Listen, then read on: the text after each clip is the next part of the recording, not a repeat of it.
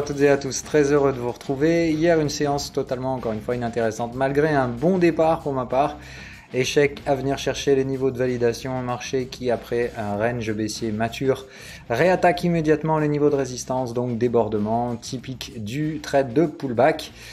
Donc, malheureusement, quand c'est comme ça, et quand on cherche du reverse, il faut savoir que parfois le marché ne vous donnera pas le reverse tout de suite, raison pour laquelle il faut savoir apprendre à sortir, reprendre, etc. Donc hier, des invalidations sans perte, et la stratégie pour moi reste la même aujourd'hui, à savoir donc rechercher de nouveaux niveaux de travail, niveaux en fait que je connais déjà depuis hier, et j'ai donc déjà réattaqué dès ce matin sur ces niveaux suivants, et donc petit à petit, on monte les paliers de l'échelle, et on cherche toujours ces niveaux de reverse.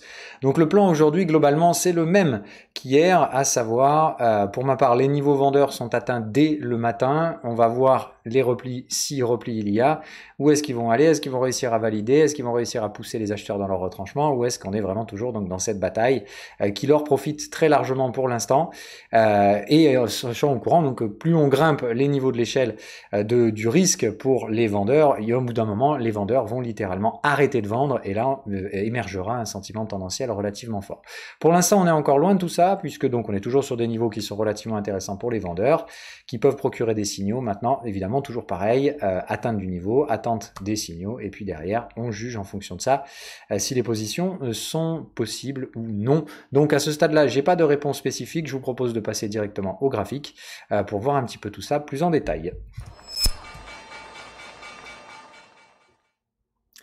Ok, sur la partie contexte, on va très très vite. Aujourd'hui, pas énormément, mais on va noter quand même les chiffres de l'ADP, donc toujours assez important, même si le gros machin, ce sera vendredi, le chiffre du NFP. On note les nouveaux sommets historiques du gold. Petite parenthèse, parce qu'on ne suit pas nécessairement cet actif ici, mais pour ma part, je vais donc déclencher les prises de profit totales que j'ai sur le gold, simplement comme c'est du physique, et que je suis donc contraint par un délai d'exécution.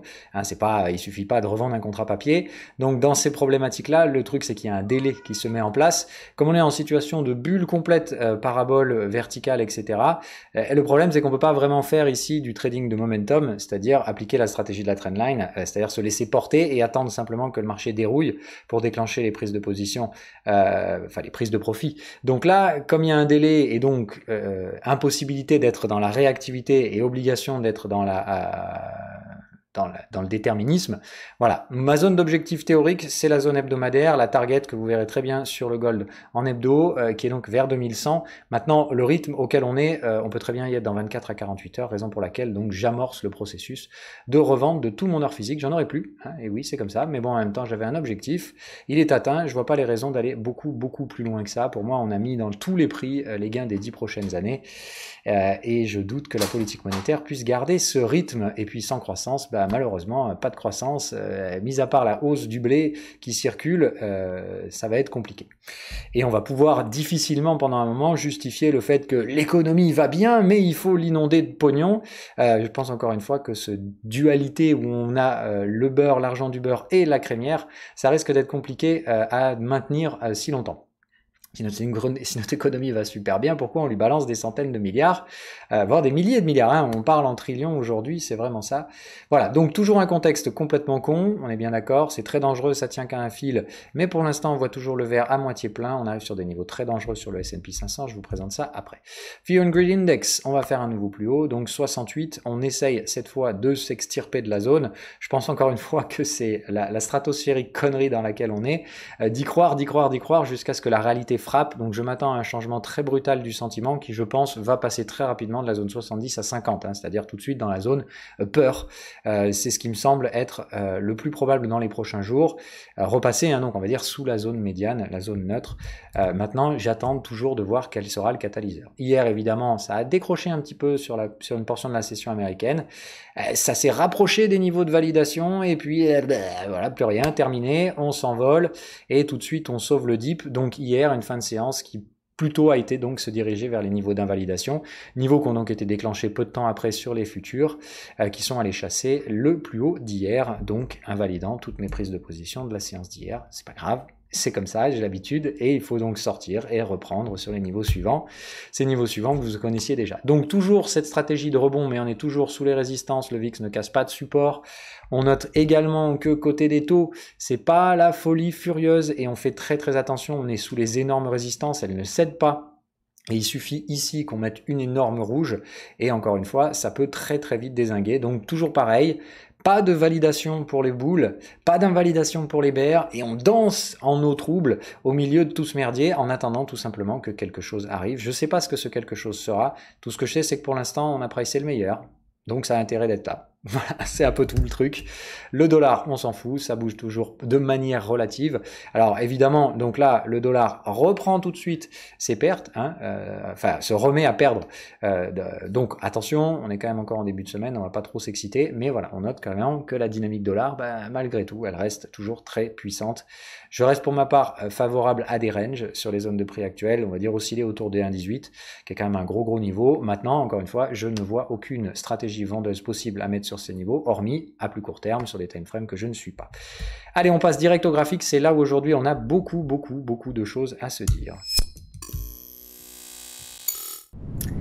Ok, allez, on passe sur la lecture corrélée. Donc évidemment, hier, comme toujours, on note, j'ai oublié mes petites flèches, donc toujours cette phase de décorrélation assez puissante qui tendrait éventuellement à, je pense, se recorréler. Mais pour ça, j'aimerais bien donc voir les leaders se casser les dents, hein. Les laggers sont en train de rattraper. Donc rappelez-vous, le schéma normalement de recorrélation, c'est un fort rattrapage des retardataires. C'est d'ailleurs pour ça, je note ce matin que le CAC 40 franchit des résistances. Mais normalement, on doit également voir en même temps la corrélation s'inverser, c'est-à-dire ceux qui gagnaient perdre leur avance. Voilà, donc toujours ces phases complètement folles, généralement synonymes de range, hein. Je vous le rappelle, les phases de corrélation, décorrélation, c'est généralement dans des ranges de degrés supérieurs quand on est en fin de mouvement sur les degrés inférieurs. Donc je maintiens toujours pour ma part recherche de stratégie de couverture sur les US, éventuellement des suivis de tendance acheteurs sur la partie européenne, mais voilà, je suis encore une fois très inquiété par les niveaux de valorisation, que ce soit en Europe, même si on a commencé à se détendre un peu sur l'Europe avec les baisses la semaine dernière, on est toujours très cher par rapport au contexte réel. Donc évidemment, faudra pas s'inquiéter si jamais on se prend une tatane, je pense que c'est tout à fait envisageable. Donc pour l'instant, c'est la stratosphère, hein, sur les US. Le Nasdaq tente encore une fois de déborder sa zone ici. Est-ce qu'il échouera en triple top? Je ne sais pas. Tout ce que je peux dire, c'est que je surveille très activement toujours les mêmes valeurs, hein, les Apple, Microsoft et Facebook. Alors moins Facebook, mais surtout Apple et Microsoft, c'est les plus dangereuses. Celles-là, dès qu'elles déclenchent un signal de vente, elles ne reviendront jamais chercher ces prix-là. Mais pour l'instant, les signaux n'arrivent pas. Donc force est de constater, tant qu'on est dans cette dualité, des bulles qui se maintiennent, même si elles perdent leur momentum, elles perdent pas leur prix. Et côté action, par contre, voilà, là c'est là où pour moi ça commence sérieusement à se corser sur le S&P 500. On vient chercher le gap du coronavirus sur le futur, hein. Alors le gap cash, on est largement dedans depuis un bon moment, hein. Il faut voir la taille du monstre en même temps. Donc on en a fait les 3/4 quasiment. Est-ce qu'on va réussir un comblement intégral? Moi personnellement, je pars du principe que normalement non. Mais bon, on est dans une zone où on est tellement con et enfermé dans nos petites œillères de court terme que tout est possible. Donc c'est plus de dire, moi dans la zone maintenant 33,13, 33,28, c'est là où normalement il doit y avoir de gros shorts. Et si je ne les vois pas, eh bien c'est que tout simplement il n'y a plus la moindre résistance avant les sommets historiques, et dans ce cas-là donc un réamorçage complet de bull market avec franchissement d'une résistance en récession, donc un premier historique, un truc qu'on n'aura jamais vu dans toute l'histoire des marchés, hein, donc récession économique et franchissement de sommet historique, c'est quand même assez glorieux, mais c'est surtout encore une fois franchissement de sommet historique après un rebond historique également, hein, et surtout historiquement inondé d'argent. Maintenant il y a des premières pour tout, et encore une fois, il ne faut pas lutter contre ça. Ça peut paraître totalement immoral, extrêmement dangereux, ça crée évidemment beaucoup de problèmes d'ordre systémique, mais ça ne veut pas dire que ces problèmes vont nécessairement apparaître demain. Donc notez bien le truc, plus on repousse l'échéance, plus on prendra dans la gueule, et j'aime autant vous dire que si jamais le coup de l'injection monétaire, ça marche pendant 1 à 2 ans, je ne vous raconte pas le crack qu'on va se péter après. Mais bon, après, pour l'instant, ça tient, et nous, notre travail, c'est de savoir ce qui va se passer à une échéance sur laquelle on trade, c'est-à-dire là pour l'instant, clairement pas de faire des plans sur 2 à 3 ans, mais plutôt d'essayer de faire des plans sur quelques semaines. Je parie toujours pour ma part sur des replis. Maintenant, je note que c'est très compliqué d'arriver à les mettre en place. Sur l'horaire, des signaux de TP qui sont immédiatement débordés ce matin. Maintenant, vous savez que le TP, c'est une pattern qui est très rapidement et très facilement débordée. Le plan hier était très clair pour les expérimenter. On coupe les ventes, ça passe pas. Et on reprend les ventes demain matin, donc ce matin, sur la zone des 33,12. Moi, évidemment, comme d'hab, je fais le travail direct en allant sur le 15 minutes, cherchant les signaux vendeurs et en vendant dès que je trouve quelque chose. L'objectif étant de noter aujourd'hui, regardez l'amplitude du canal de tendance et surtout sa médiane. Sa médiane est carrément limite en train de déborder le canal de contexte. Donc là, on est clairement sur un hyper optimisme niveau tendance. C'est un contexte très rare. Vous verrez rarement en réalité le canal de tendance s'orienter fortement au-dessus du contexte. C'est-à-dire que là, si on prend la direction du contexte, c'est ça. Si on prend la direction de la tendance, c'est ça. On a une tendance beaucoup plus forte que la perception sur les UT supérieures. C'est très dangereux. Et ça, en termes de reverse, je m'attends à quelque chose de très violent. Donc, pour l'instant, tant qu'il ne se passe rien, on reste levier spéculatif uniquement pour les expérimenter en recherche de reverse, etc. Par contre, je vais changer un truc, c'est qu'aujourd'hui, je vais vous faire trader en breakout à la vente pour ceux qui ont des billets vendeurs. Les acheteurs, vous laissez filer les positions. Là, il n'y a pas de secret. Voilà, c'était normalement, vous achetiez le bottom hier. Je vous ai donné ce trade. Je vous ai dit, ne respectez pas forcément mon billet. Vous avez tous les loisirs de trader dans le sens que vous voulez. Et preuve en est, sur Discord, je vous ai envoyé la notif pour vous dire qu'ici, il y avait un achat tout à fait viable. Ceux qui l'ont pris, tout simplement, c'était achat, sécurisation. Et là, normalement, vous vous laissez porter, voire vous allez commencer sérieusement à penser à la prise de bénéfices. Puisque là, ça commence sérieusement à être assez étiré pour vous. Mais voilà, tout à fait compréhensible, c'est juste chacun choisit son biais directionnel. Moi j'ai toujours un portefeuille à l'achat, donc je le couvre parce que je trouve les niveaux de valorisation extrêmement dangereux et surtout les œillères mises sur la volatilité assez inquiétantes par rapport au type de reverse auquel on pourrait avoir affaire. C'est-à-dire qu'ici, tout simplement, notez la distance au dernier support, donc sur le S&P 500, le dernier micro-support 15 minutes, qui est encore pas non plus un truc fulgurant, se trouve déjà à 0,70. Donc là, c'est de dire, si on revient là, à mon avis, il n'y a pas de support. Donc je pense qu'il faudra déclencher sur des supports inférieurs. C'est-à-dire que dès que ça se reverse sur Wall Street, je pense qu'il va falloir attaquer très fort. Et pas nécessairement attendre des ruptures baissières parce que les niveaux de prix sont beaucoup trop bas. Et c'est surtout, je doute que nous ayons la structure classique, c'est-à-dire cassure du canal de tendance et pullback. Je pense qu'il n'y aura pas de pullback au simple niveau que si on casse, je pense qu'on enfilera tout droit. Donc, c'est plutôt de dire, surveillez très clairement aujourd'hui cette zone de prix. Il est possible qu'il y ait un petit rebond ici à court terme. Donc, c'est plutôt de dire, essayez de surveiller à plus court terme que le 15 minutes, peut-être en 3 minutes, voire même en dessous. Et c'est plutôt par là, je pense qu'il faudra tenter des trucs. C'est le seul biais vendeur de la journée pour moi. C'est soit ça, soit il n'y a pas de vente. Voilà, c'est clair. Et dans le cas où il n'y aura pas de vente, ce sera un momentum complètement crétin toute la journée, fermeture des gaps, poursuite haussière, et derrière, c'est l'euphorie globale à Wall Street, et il n'y aura plus de vendeurs. Pour moi, le dernier niveau derrière, c'est 3328, et si ce niveau ne réagit pas, tout simplement, il n'y a plus de vente. Ce sera un nouveau sommet historique sur le S&P 500. Voilà, donc le plan me semble plutôt clair, pas besoin de chercher à être extrêmement agressif ce matin, c'est uniquement pour les spéculateurs expérimentés, les autres vous attendez sagement qu'on revienne tester un canal de tendance, il me semble que le premier à revenir visiter sera celui-là, c'est-à-dire surveiller un retest du canal de contexte 3 minutes et essayer de vous positionner derrière en repli sur tous les replis possibles avec un stop évidemment au plus haut du jour qui aura été fait. Si le niveau 3328 est débordé, vous ne tradez plus à la vente, c'est clair. Voilà. Pour moi, c'est pas compliqué. On peut évidemment essayer d'aller faire ça, fermer le gap futur, mais par contre, normalement, le gap cash ne doit pas être refermé. Donc, normalement, dès la fin de matinée, vous devez avoir ce repli. Si l'ouverture américaine se fait à 3328, c'est la même chose pour moi. Pas de gap à ouvrir aujourd'hui. Si les US arrivent à ouvrir en gap haussier, c'est très inquiétant et n'essayez pas de chercher à vendre dans ces contextes-là. Voilà, comme d'hab, je vais essayer de vous aider à naviguer en intraday. Je vous tiendrai informé des différents niveaux que peuvent prendre les spéculateurs et on surveillera les réponses derrière. Ne prenez pas ces trades si vous êtes débutant, bien entendu.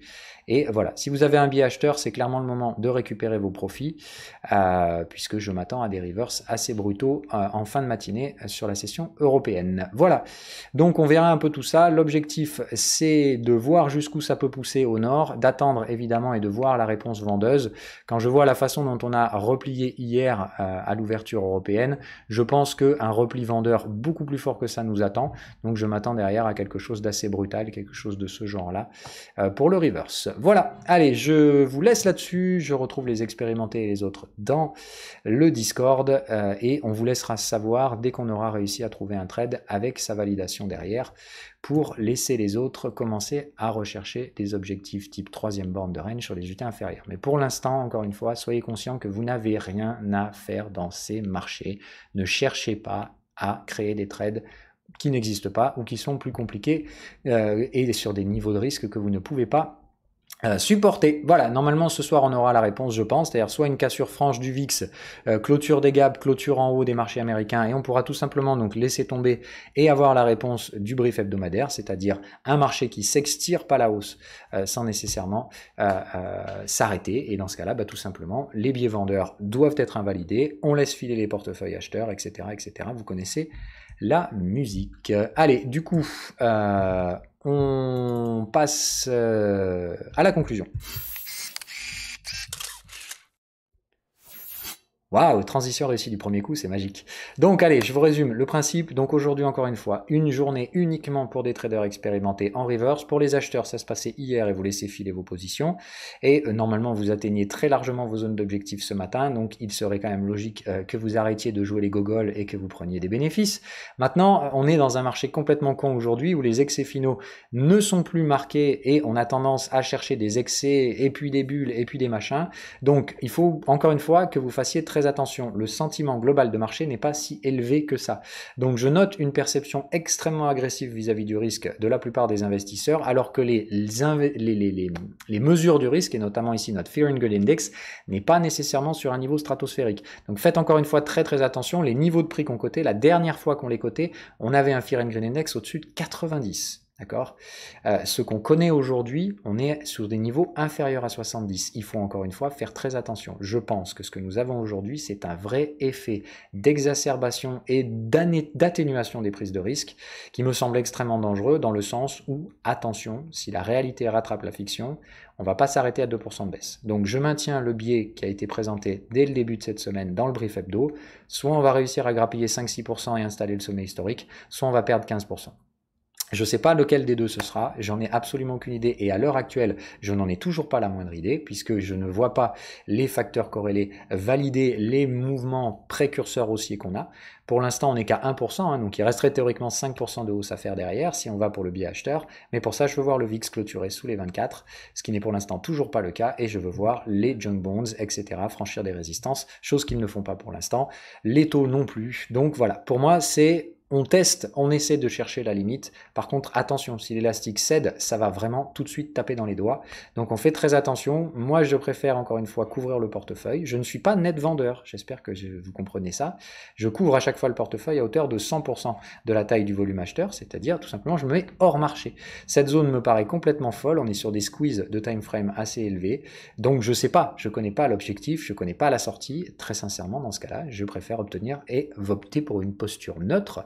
Pas une posture vendeuse. Elle sera vendeuse quand on aura validé les trades vendeurs, chose que pour l'instant, nous n'arrivons pas à réaliser. Voilà. J'espère en tout cas que le point de vue est clair pour vous. Soyez patient, soyez précis, soyez résilient pour les expérimenter. Soyez très patient et très patient. Vous attendez qu'on vous le dise. Pour les un petit peu moins expérimentés, vous pourrez retrader les marchés américains bientôt, mais pour l'instant, on est sur des fins de tendance. Tant qu'elles ne sont pas actées, vous ne pouvez pas travailler ces schémas-là. Il y a des ranges partout ailleurs, hein. Enfin il y a certains trades en range. Maintenant pour l'instant on est quand même majoritairement tendanciel sur les marchés, donc évidemment les troisièmes bornes de range vous ne les trouverez que sur les petits time frames. Sur ce, je vous souhaite une agréable journée et je vous dis à demain.